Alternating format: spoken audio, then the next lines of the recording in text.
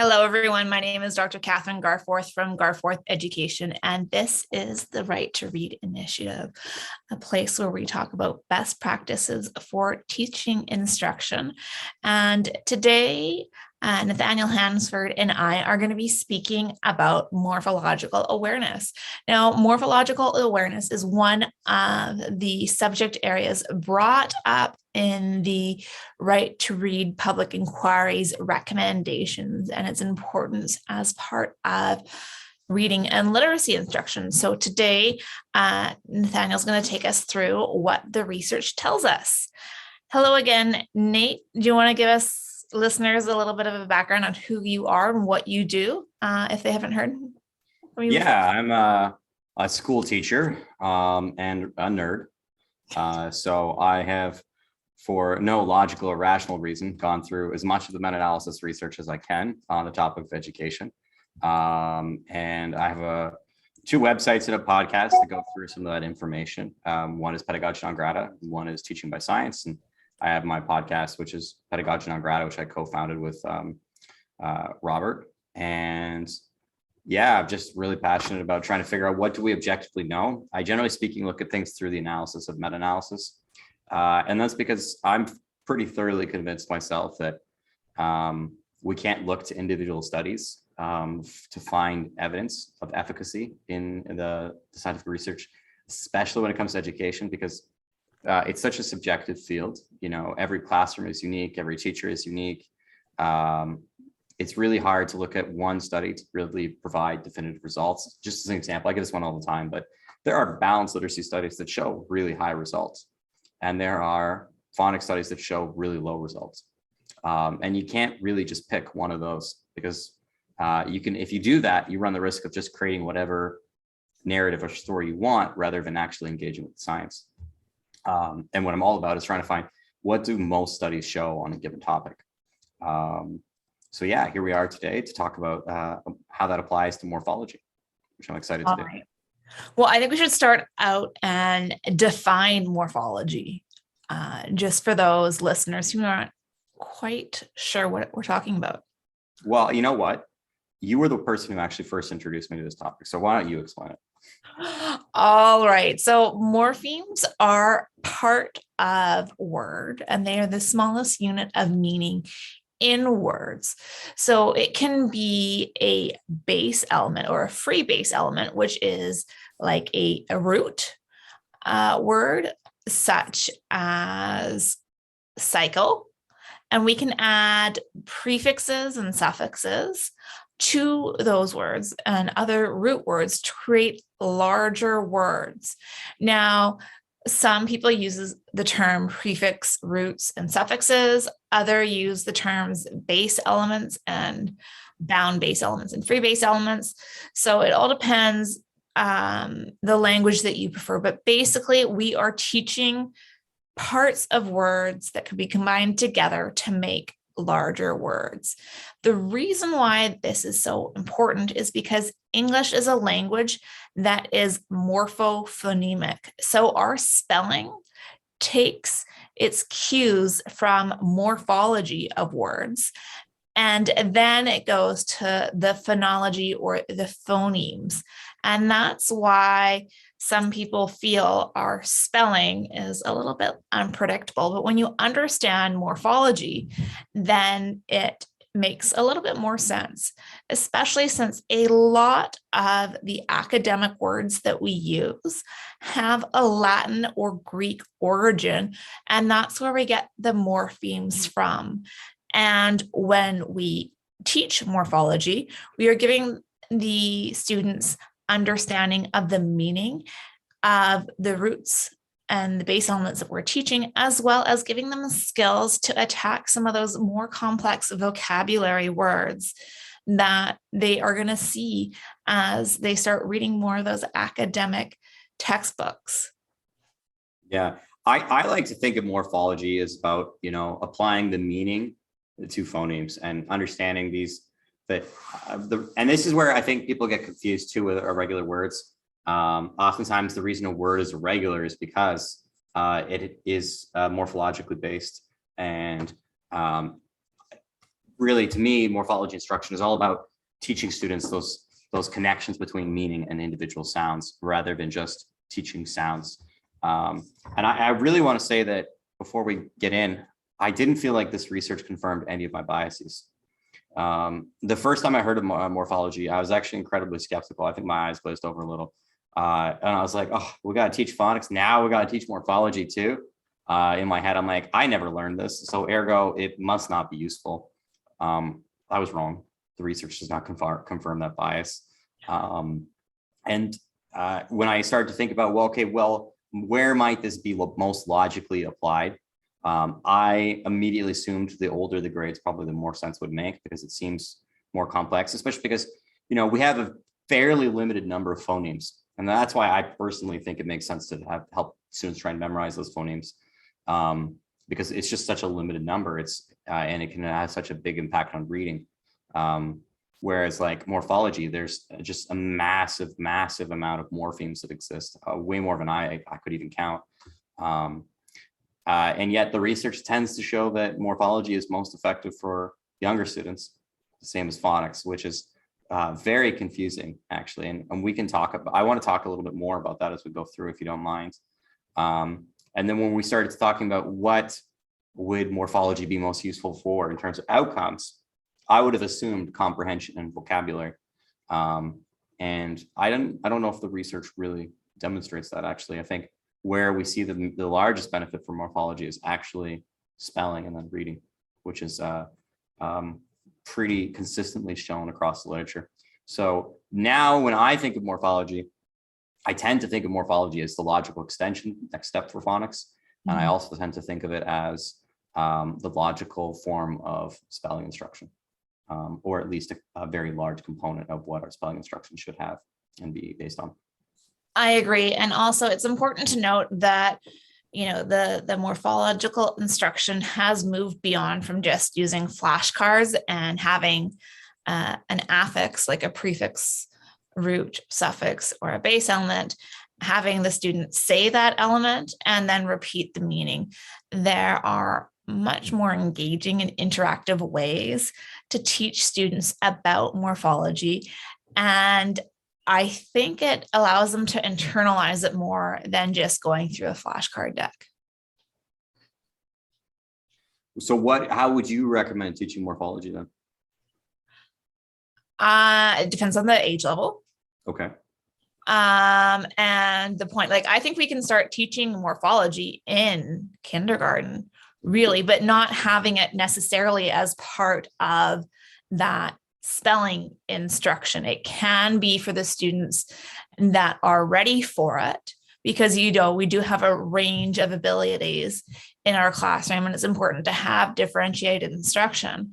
But we can teach them the meanings of things like uni, bi, tri, or cycle. We talk about life cycles, and typically in kindergarten when we're looking at butterflies and seasons, and just letting them know that, actually cycle is something called a morpheme, and it's something that we can add to other morphemes to make bigger words. Like we've talked about the life cycle when we're talking about the butterfly, but have you heard of a bicycle? And most kids, oh yeah, I know what a bicycle is. Well, bi actually means two, and the cycle is talking about a wheel. So it means two wheels. And then you can talk about the other aspects. And yes, I would show the spellings of the morphemes on, a whiteboard or a chart or whatever you're using in the classroom, but not expect them to learn them as a spelling pattern or a spelling word. There are going to be some students that take that up in the lesson and understand it, but the vast majority of students likely won't be ready for it. But that doesn't mean they can't understand the meaning. Mm. And I think that's where we sell a lot of our young children short, is that they don't understand these things. And, in those early years, you want to make sure that you teach them about plurals.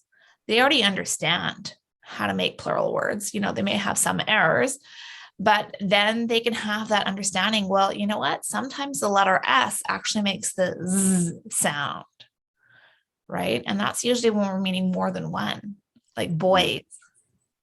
right? Or cars. Cars is a boys is a z sound.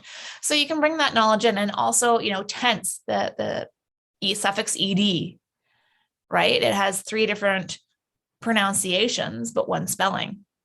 Yeah. And these conversations, are neat things that you can pull up that some kids in the early grades are going to figure out. And I'd argue that, in grade 1 and 2, you can work on teaching the suffix ed to them and have it part of spelling once they're ready for it, at the end of the year.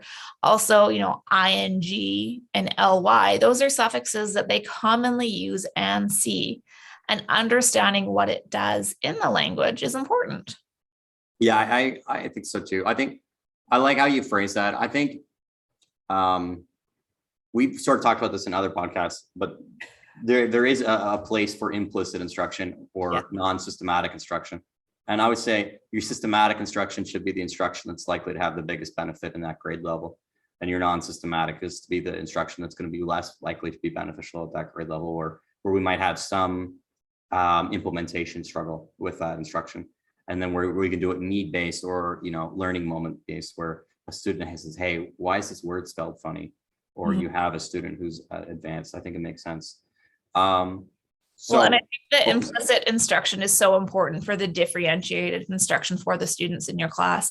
And that's a judgment call that you have to make as to where it goes. And there's a book that I think is an excellent resource for teachers called Unlocking Literacy by Marcia Henry. And she has a whole section of words that are commonly found in textbooks based on morphology. So I think it's very useful for teachers to be aware of these and how we can talk about these words. I know you can't see them well, but it goes into weather and geography, government and citizenship, early explorers, Civil War and Reconstruction. And it talks about stuff in the secondary grades, looking at, mathematical words, psychology, and being aware of those and how you can incorporate them into your instruction is really beneficial. And it's part of that lifelong learning as a teacher. The vast majority of us were not taught Latin in school. I mean, that started phasing out before the majority of today's teachers were born. But that's where we learn a lot about this morphology, and scientific words and academic words typically trace their meaning or their morphology from Greek and Latin. Yeah. Well, that makes a lot of sense. So if you don't mind, I would like to dive into some of the literature here.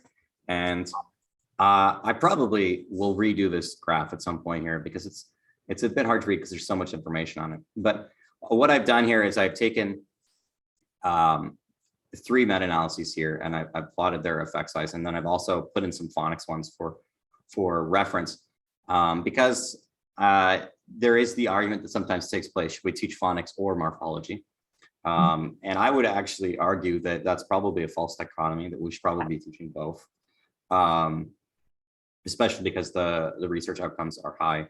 But I also felt I didn't feel comfortable pointing to any one of these meta-analyses as the best source to look to, because they each had interesting advantages and interesting disadvantages to how the statistics were collected.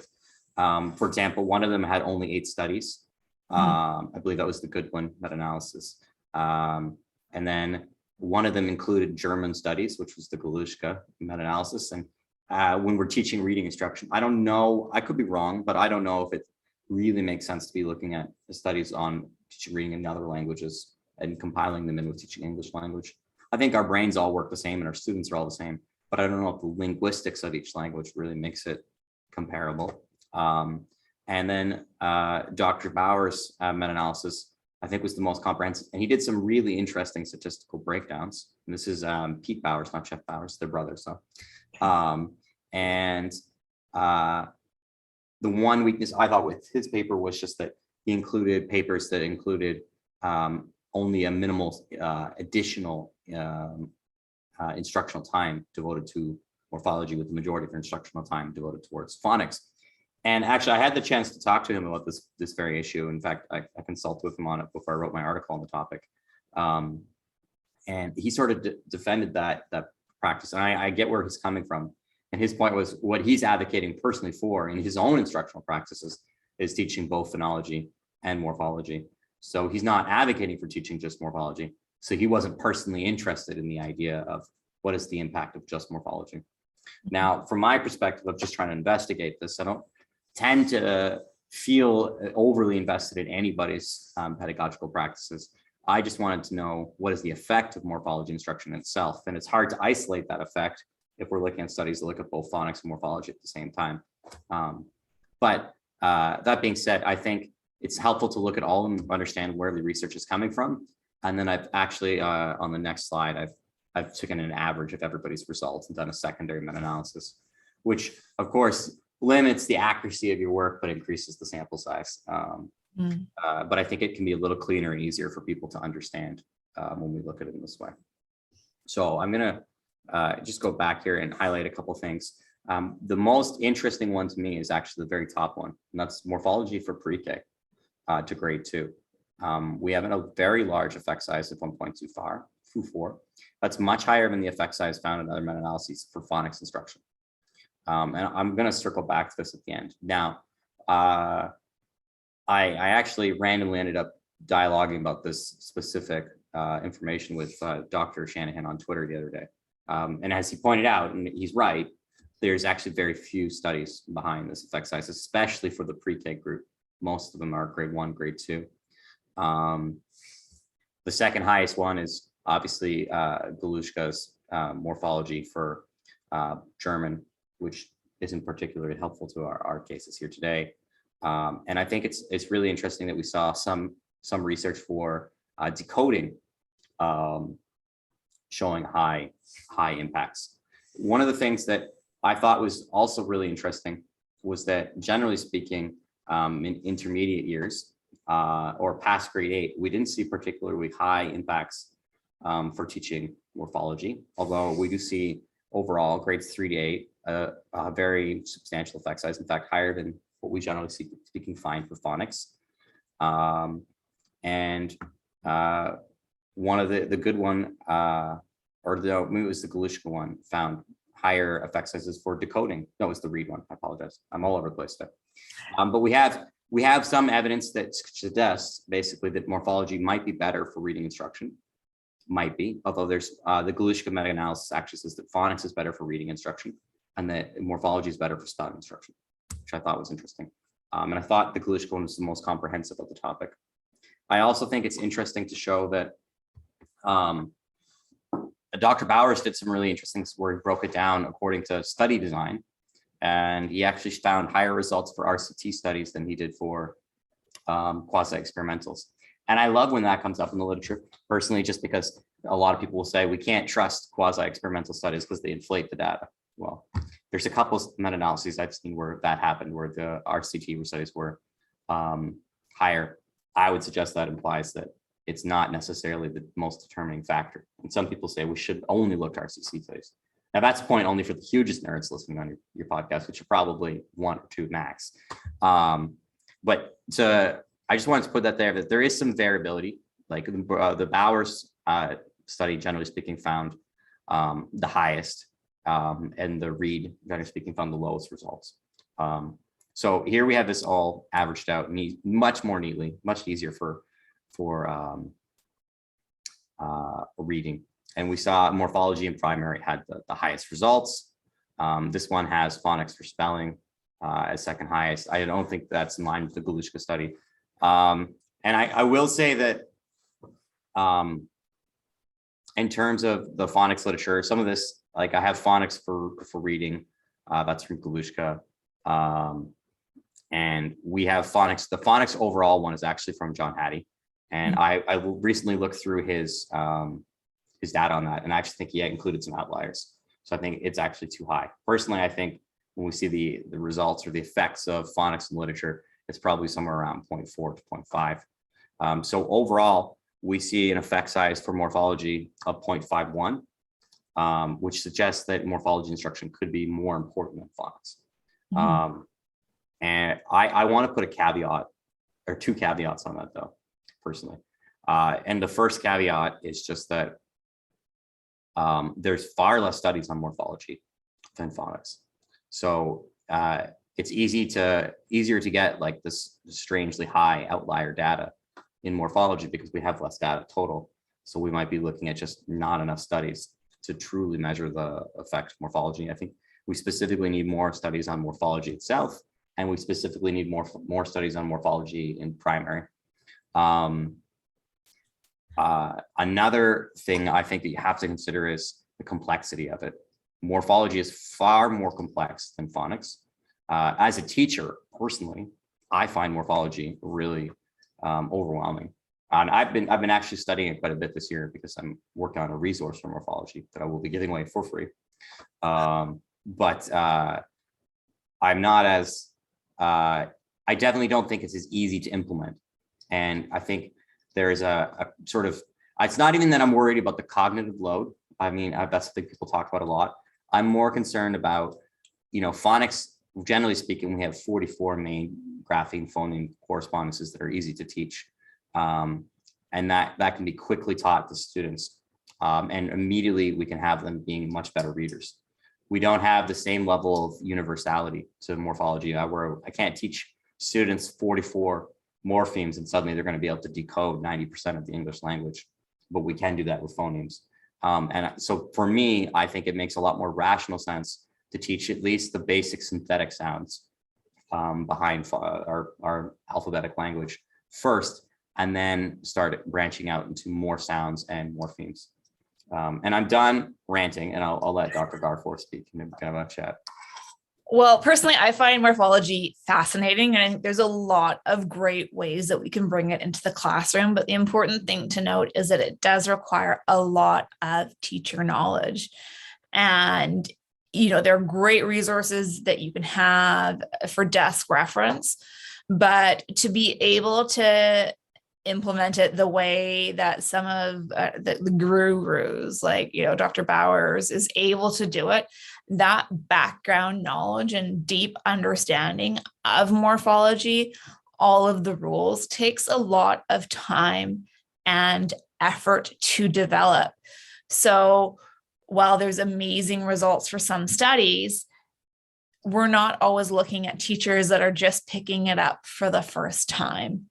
And that's the caution that I want to state, is that it is definitely a place where I feel that educators need to do more learning, but caution and thinking, oh, look, if I start doing this with my, my pre-K to grade 2 students, we're going to have these huge, amazing results. Well, that's not just picking up a book and throwing it in here and there. That's actually understanding it and how it relates to the spelling. And that takes time. Yeah, for sure. It's definitely far more complex. I'm constantly trying to look up things and correct my understanding of this because it's not easy. Which is why I feel, a bit cautionary towards advocating for it for teachers as a first step in their instruction. Similarly, actually, I just want to point this out here. So studies on morphology for reading disabled students showed much larger effect sizes than the NRP meta-analysis found for reading disabled students. Although my own meta-analysis, which is not peer-reviewed admittedly, found very high results for reading disabled students. So maybe there might be some variation in that data. But I think it can be a part of the strategies for instructing people with dyslexia. And admittedly, that's something I've seen a lot of anecdotal stories of recently, is people saying, my child had dyslexia, they were struggling to learn, I started to teach morphology, all of a sudden I saw outcomes for the first time. But that's anecdotal, and I don't tend to rely on anecdotal personally very much. Yeah, and I definitely think, in the next decade, we're going to see a lot more understanding on best practices on morphological instruction. And I think we're just in the early years in understanding and how to use it effectively within the classroom. So it's one of those developing fields in the science of reading or structured literacy that you need to keep a finger on and keep up with how to do it and figuring out a way that is effective for you. Yeah, I've heard Dr. Bauer say the same thing. He points out that, when we look at the phonics literature, we're looking at like 50 years of research on not only the efficacy of phonics, but how best to do phonics. Mm-hmm. And he points out there's very little research on how best to teach morphology. So we might see better results for teaching morphology in the future in studies as teachers improve their knowledge of this and their understanding of how to teach it. So we might be just seeing the tip of the iceberg for morphology outcomes. But again, like I said, the results are higher on average for morphology than phonics, but there are less studies, so it's tough to directly compare, in my opinion. The other thing to mention is, these studies are using standardized measures of assessment for improvement. And we don't have one that is specifically targeted for morphological awareness. And when, you have a potential of, I think it's usually about 50 words maximum for a spelling inventory, there are only so many morphemes that you're going to look at in that. So at present, I don't think we have a full understanding of the impact of morphological awareness instruction. And realistically, I don't see a standardized measure being developed that specifically targets this skill, only because while it's an important aspect of literacy instruction, it's not going to serve that diagnostic purpose. Yeah, no, that's a really good point. Whenever I put out research, there's always somebody who wants to ask, well, what about the fidelity? And what about the study design? Was it an RCT? But I've done comparisons along those angles, and specifically, I don't see actually statistically significant differences when we compare for fidelity or RCT versus quasi-experimental very often. In fact, usually you don't. But where I have seen incredibly statistically significant differences is whether or not the test is a standardized test versus a non-standardized test. And as you point out, there are no standardized tests for morphology, at least not to the best of my knowledge. And actually, I was recently looking for one personally, and there's, to the best of my knowledge, there isn't one that exists. And on average, I will say that this is a rough estimate, but on average, I'll say that studies that use a non-standardized test usually see about double the effects of studies that don't. And I think that what's going on there is that when teachers design their own, or researchers design their own assessment, they design the assessment to match the instruction. So it's more likely that the instruction carries over to the assessment and we see inflated results. And, it raises the question, should we look at studies with these types of metrics and take them as seriously? And the problem is, if we start throwing them out, then it's really hard to compare studies across the board, because we would lose about 2/3 of the scientific literature. And then when you think about it, I would say 90% of studies don't have a control group. So if we start taking only the best designed studies out there, we're really going to be left with like 1% of all scientific research. And then we really won't be able to talk about very much. These podcast episodes would be very boring. So I think you just have to sort of sometimes take that with a grain of salt, especially if you're looking at one study. And I would say that's actually a reason for looking at meta-analysis, is that you have to kind of look at the average, because we do have these differences in designs that could make sometimes a small effect or sometimes a dramatic effect in the results.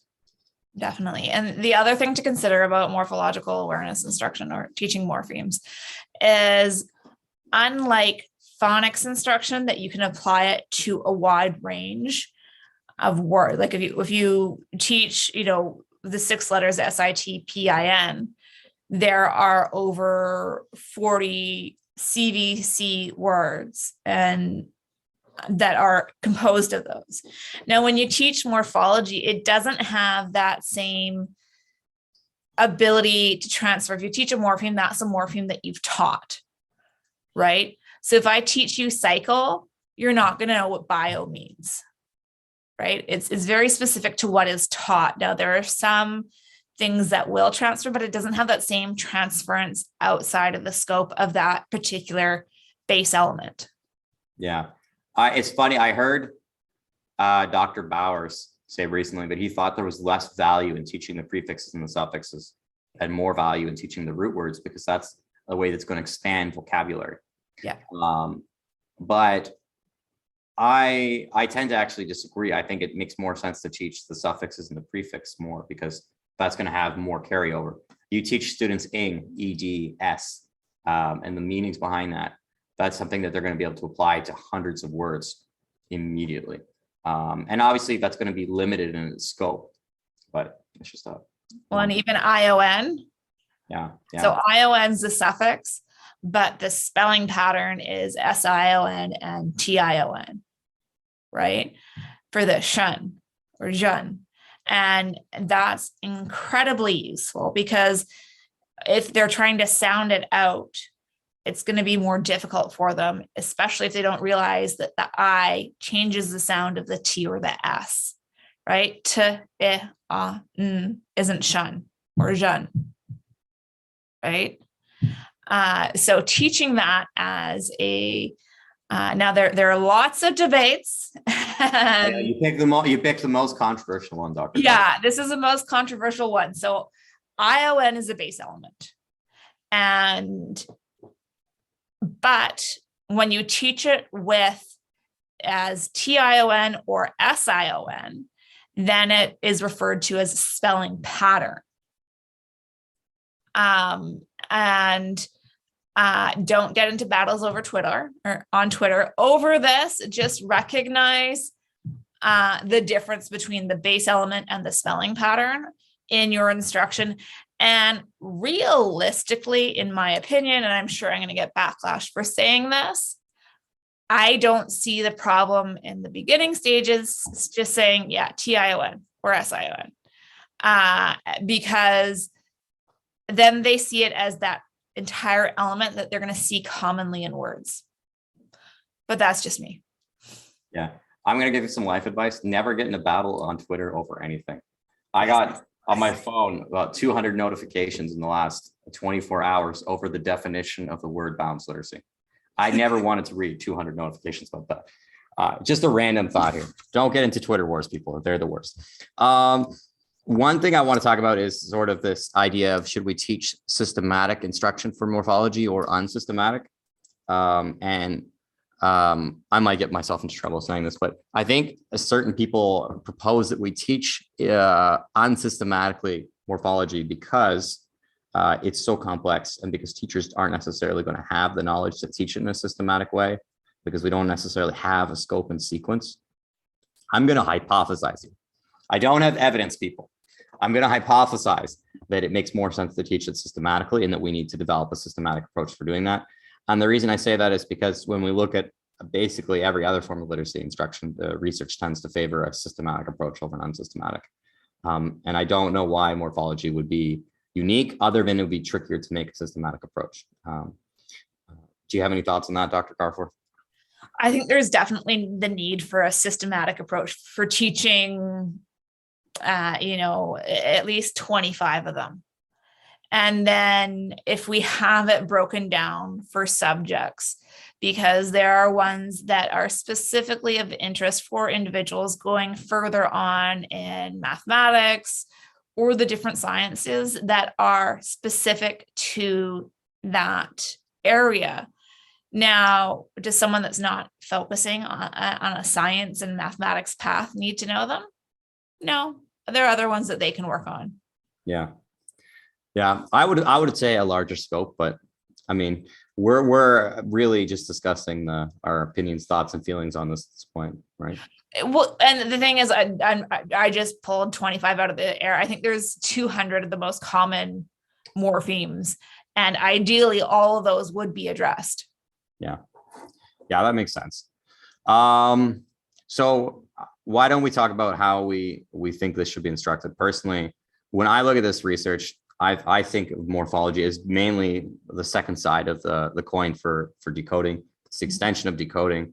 And then I think the true values for spelling instruction. And I think, I upset some people when I say this, but I think we should still teach the 44 GPCs first. And then I think as students have mastered those, they should start being taught some morphology. And I think it probably makes the most sense to have morphology in the primary grades, like 1, 2, 3, with maybe limited in kindergarten and pre-K. That's my opinion. I think there's definitely research showing value to teaching in pre-K and K. I just don't see a way to do that systematically that makes sense personally. And then I would think as students leave grade 3, we should slowly teach less morphology over time. What are your thoughts? I think suffixes such as S, ED, ING are definitely important to teach early on. And I wouldn't think that all of those 44 GPCs that you were talking about are essential to learn before. I think it's more important for students to learn how to spell cats and understand the plural than it is for them to have mastered, the QU grapheme for qua, right? Or some of the more complex vowel grapheme phoneme correspondences, because I see it coming up very quickly and very frequently in reading, right? In those beginning decodable books, you're going to see plurals. And I think it's important to recognize it and highlight it. You don't necessarily have to teach all of the spelling rules that go along with it, like adding ES versus S, but understanding that S means plural, and sometimes it's a S, and sometimes it's a Z at the end of the word, and more often at the end of the word, it makes the Z sound than the S sound. I think that gives them a lot of good information that they can use early. Ironically enough, I was talking about this with my 5-year-old yesterday when we were reading a book, and she is advanced. I'll give you that. She's not your typical 5-year-old beginning reader, but conceptually she can understand it. And it helped her with her decoding, because then she started to flex the sound at the end of the word. Is it S or is it Z?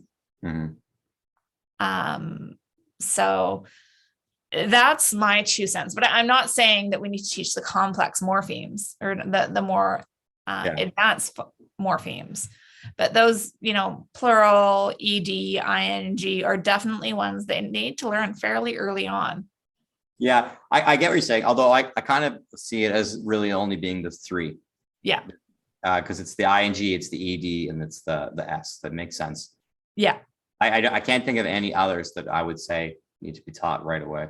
No, but that's what I'm saying, right? Yeah. If we include those, and I see morphology instruction as a natural extension of phonics. Yeah, I agree.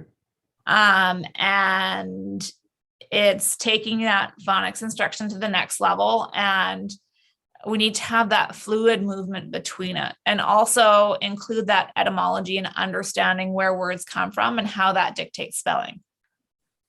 Right. I don't expect teachers to be masters of etymology. It's another field looking at the origin of the word and where it comes from. But that's where we see some of the tricky spelling patterns, right? And when we're teaching the grapheme phoneme correspondence of the PH representing the F sound, I think it's extremely valuable to talk about how it has that Greek origin. And I know I've brought this up in other episodes that we've done before. But then when we say, well, look at these morphemes like photo or physics, like look at these words. And, if we look at the morphemes, we see this in them too. So that's. Yeah, I actually, I struggle with the etymology part. Just because I can see how that could be like a potential like sinkhole of time. Because I like the idea of teaching the meaning behind, grapheme, phoneme correspondences or morphemes, whatever you want to call it. But when we have to start looking up like, well, what is the history of this word? I feel like that is a huge rabbit hole. And I'm not saying we should never do that. And I don't think there's no value. I think there is value in the sense that if there's an interesting tidbit about it, information about it, it can help students remember. And I think in a way, like morphology is almost like a memory trick for spelling. Like I always struggled with the word perseverance. And then one day I noticed the word severance was inside perseverance. So now whenever I have to spell the word perseverance, I say to myself, perseverance. Yeah, exactly. And that's exactly what we want to be doing to help our students with their spelling. Yeah. And I think it's if we can have like a compelling story behind a spelling or a syllable, I think that's great. But I hate the idea of thinking that there's going to be like a 20-minute deep dive into part of the word. And I'm not saying you're advocating for this, but I feel like somewhere there's some teacher who's doing that because they want to be teaching morphology. And that's just my potential worry of like the extreme end of it. And I think there's an extreme end of phonics instruction too. I think you can go too far with phonics.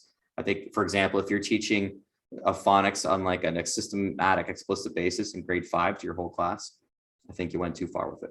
And I think if you're doing like 20-minute long discussions on the history of words with morphology, I think you went too far with it. But that's like my 2 cents. I don't have scientific evidence for that. That's just my anecdote and observation.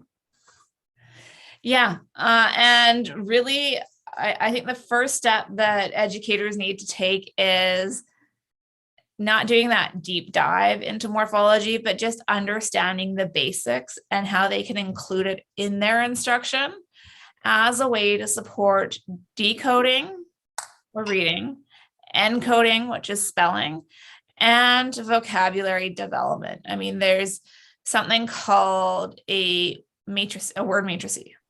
And are you pulling one out? Is that what you? Oh, that's no. I was pulling out a book that I think is a great resource for this. Oh, okay. No, but you can keep talking. Sorry. Yeah, word matrices are ones that you can use in those upper elementary and high school grades that look at how you can add different roots together to form words. And I think those can be fun activities. But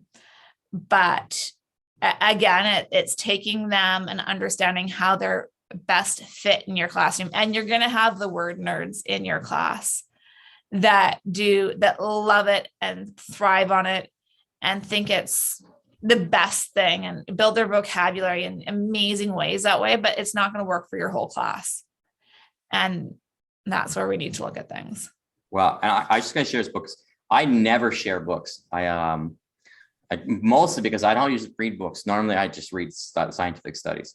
I don't read fiction either. Like I know, like some people, like they go home, like they read books for pleasure. Like when I have a minute to read, I'm like, all right, let's go to my academic scholar database because that's just how much nerd I am. But this book here, I think you're familiar with it, actually. It's Secret Code by Nancy Young. I thought this was a phenomenal resource. And I've no affiliation with her. I've never met her, although you know her. Because it not only does it go over phonics rules, but it also goes over orthography and morphology behind a lot of common sounds and words. So I just loved it because it's an easy systematic approach to implementing morphology in a classroom. Although it's not actually a lesson plan. She makes that quite clear, that she states it over and over again. This is not a lesson plan. Don't use this as a lesson plan. But there's like 250 pages of morphemes that you can go through with your class. And that is the teacher version, not the parent version, correct? Yes, that's correct. It is the teacher version. It's an excellent resource. So. I think I sold somebody else's book. There's definitely going to be someone who sees this and be like, oh, that's a great book. I should buy it. Anyways, I don't have any more thoughts on the topic of morphology. Do you? Just it's something that we need to start including in our resources for teachers. And understanding that there are different ways to approach it, but it's definitely something that we're going to start seeing more of in our curriculums. And it's something that takes a while to develop. So the sooner that you start, I think the better that it'll be. I agree. I had not heard this word, I think prior to about 18 months ago. And it was a rude awakening. Yeah. All right. Well, thank you so much for joining me today, Nate. It's been a pleasure speaking to you again. Well, thank you very much for having me on your podcast, Kathryn.